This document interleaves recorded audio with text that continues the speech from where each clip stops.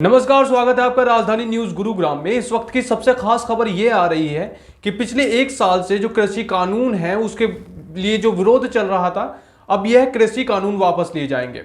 प्रधानमंत्री ने गुरु नानक जयंती पर आज अपना एक संबोधन दिया। संबोधन के दौरान उन्होंने यह बातें कही कि वो कृषि कानून को वापस लेंगे। आप सुनिए पूरा संबोधन। अपने 5 दशक के सार्वजनिक जीवन में मैंने किसानों की परेशानियों को, उनकी चुनौतियों को बहुत करीब से देखा है, महसूस किया है।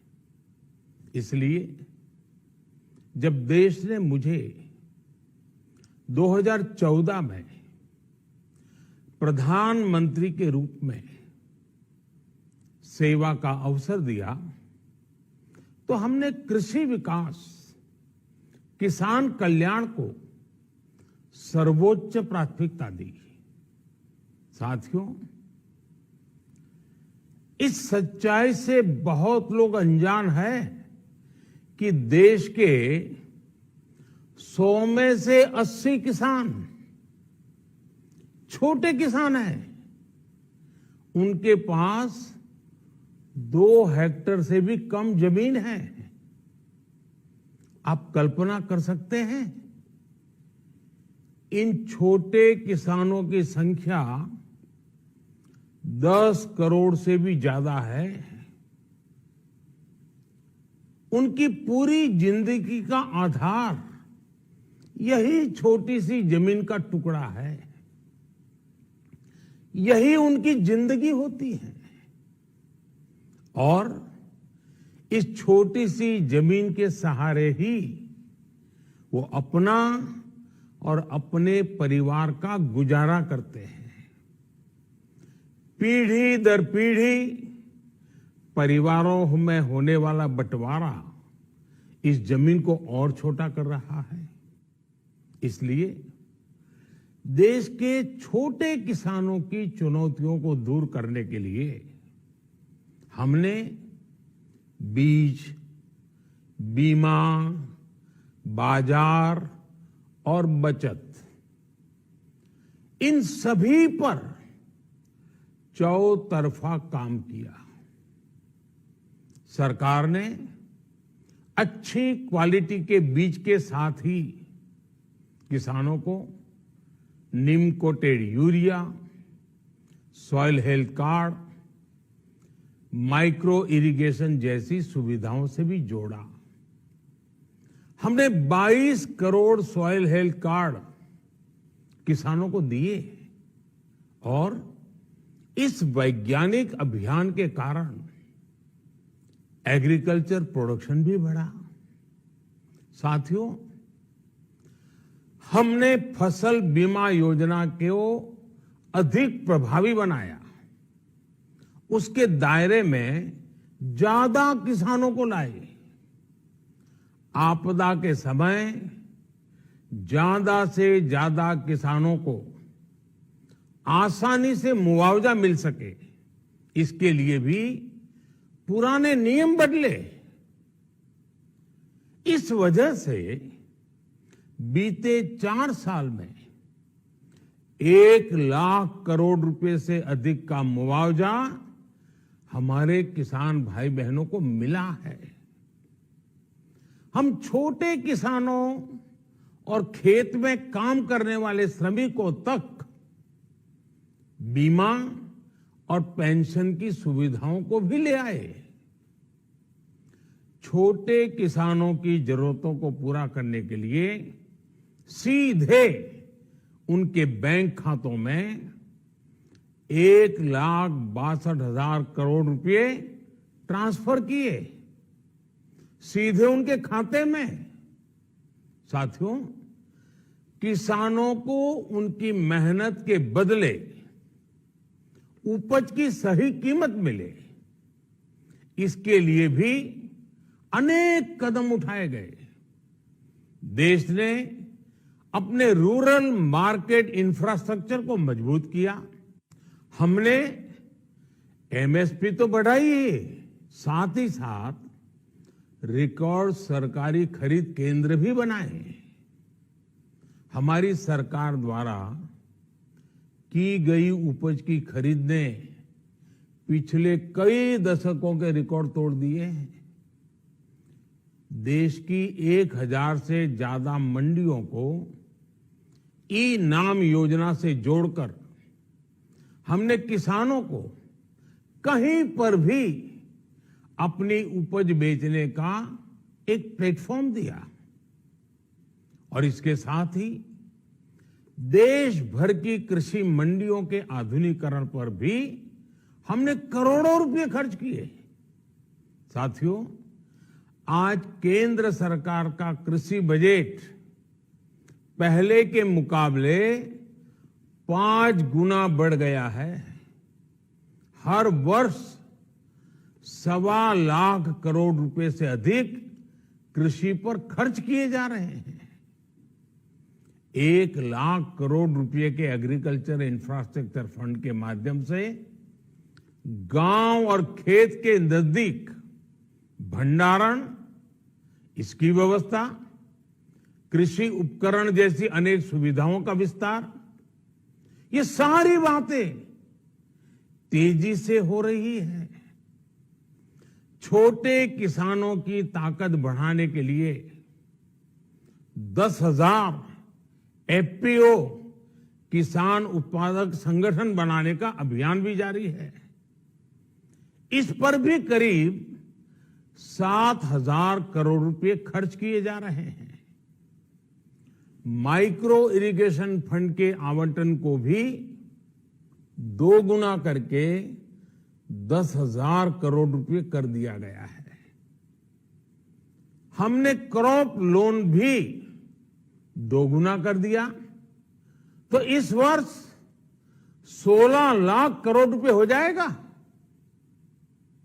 अब पशुपालकों को मछली पालन से जुड़े हमारे किसानों को भी किसान क्रेडिट कार्ड का लाभ मिलना शुरू हो गया है। यानी हमारी सरकार किसानों के हित में हर संभव कदम उठा रही है। लगातार एक के बाद एक नए कदम उठाती जा रही है। किसानों की आर्थिक स्थिति सुधरे, उनकी सामाजिक स्थिति मजबूत हो, इसके लिए पूरी ईमानदारी से काम कर रही है। साथियों, किसानों की स्थिति को सुधारने की इसी महाअभियान में देश में 3 कृषि कानून लाए गए थे। मकसद ये था कि देश के किसानों को, खासकर छोटे किसानों को और ताकत मिले, उन्हें अपनी उपज की सही कीमत और उपज बेचने के लिए ज्यादा से ज्यादा विकल्प मिले। बरसों से ये मांग देश के किसान, देश के कृषि विशेषज्ञ, देश के कृषि अर्थशास्त्री, देश के किसान संगठन लगातार कर रहे थे। पहले भी कई सरकारों ने इस पर मंथन भी किया था। इस बार भी संसद में चर्चा हुई, मंथन हुआ और ये कानून लाए गए। देश के कोने कोने में कोटि कोटि किसानों ने, अनेक किसान संगठनों ने इसका स्वागत किया, समर्थन किया। मैं आज उन सभी का बहुत बहुत आभारी हूं, धन्यवाद करना चाहता हूं। साथियों, हमारी सरकार किसानों के कल्याण के लिए, खासकर छोटे किसानों के कल्याण के लिए, देश के कृषि जगत के हित में, देश के हित में, गांव गरीब के उज्जवल भविष्य के लिए पूरी सत्यनिष्ठा से, किसानों के प्रति पूर्ण समर्पण भाव से, नेक नियत से ये कानून लेकर आई थी, लेकिन इतनी पवित्र बात, पूर्ण रूप से शुद्ध किसानों के हित की बात, हम अपने प्रयासों के बावजूद कुछ किसानों को समझा नहीं पाए। भले ही किसानों का एक वर्ग ही विरोध कर रहा था, लेकिन फिर भी ये हमारे लिए महत्वपूर्ण था।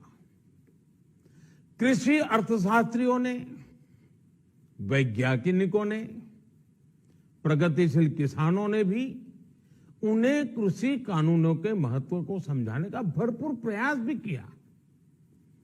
हम पूरी विनम्रता से, खुले मन से उन्हें समझाते रहे। अनेक माध्यमों से व्यक्तिगत और सामूहिक बातचीत भी लगातार होती रही। हमने किसानों की बातों को, उनके तर्क को